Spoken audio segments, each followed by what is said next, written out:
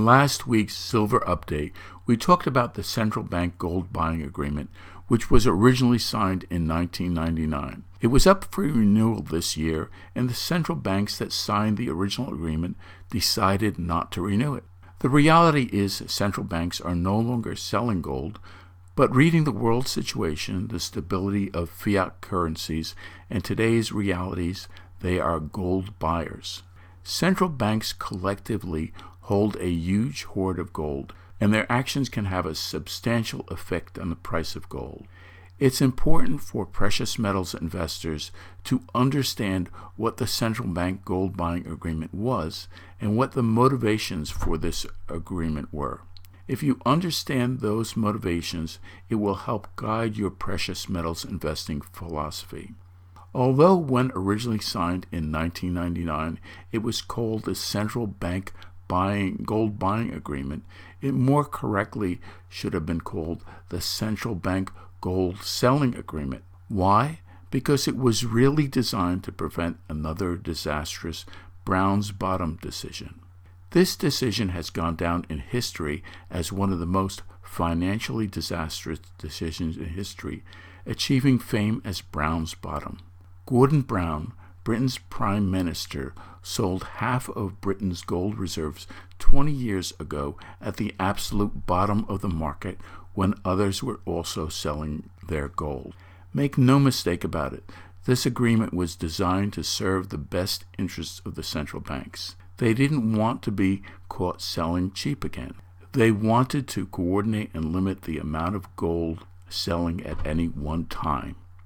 I know if you go to the organization that formed and promoted this agreement, they will go on about how they did it to stabilize the markets.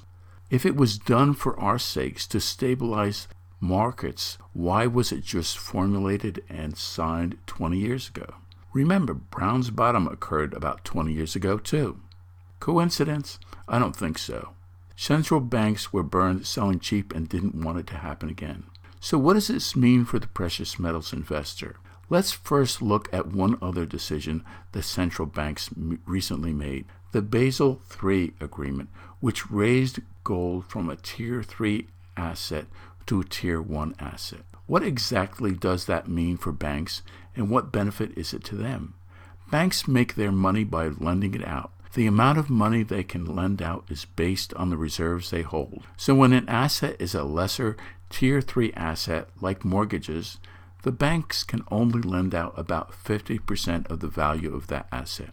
With a Tier 1 asset, the banks can lend out 100% of the value. So with Basel III in raising gold from a Tier 3 asset to a Tier 1 asset, the valuation banks can lend their money on was basically in effect doubled, in effect very significantly increasing the amount of money banks can make by greatly increasing the amount of mortgages they can make and the money they can lend.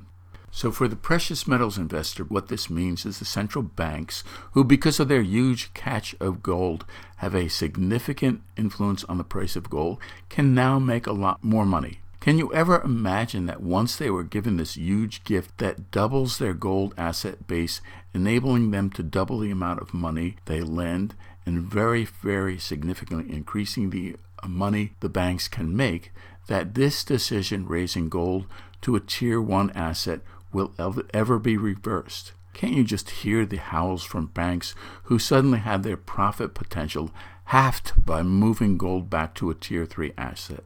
So for the precious metal investor today, what this means is that because of these two agreements, the central banks have your back. They're backing the strength of gold. The Precious Metals Update is a new, shorter version of the Precious Metals Investing podcast.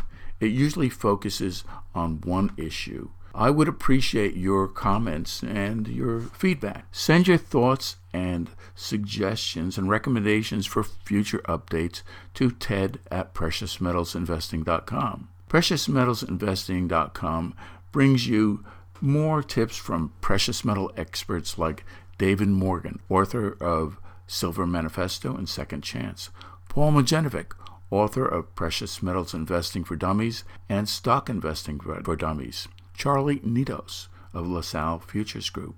Randy Smallwood, CEO of Wheaton's Precious Metals Corporation. Richard Mayberry, author of the U.S. and World Early Warning Report and the Uncle Eric series of books offering financial advice to young people. Ted Sudol of PreciousMetalsInvesting.com and the author of Affiliate Marketing for Dummies, and many more. For more precious metals investing news, please go to PreciousMetalsInvesting.com. Subscribe to the Precious Metals Investing Podcast. It's available on iTunes for Apple users and Google Play for Android users.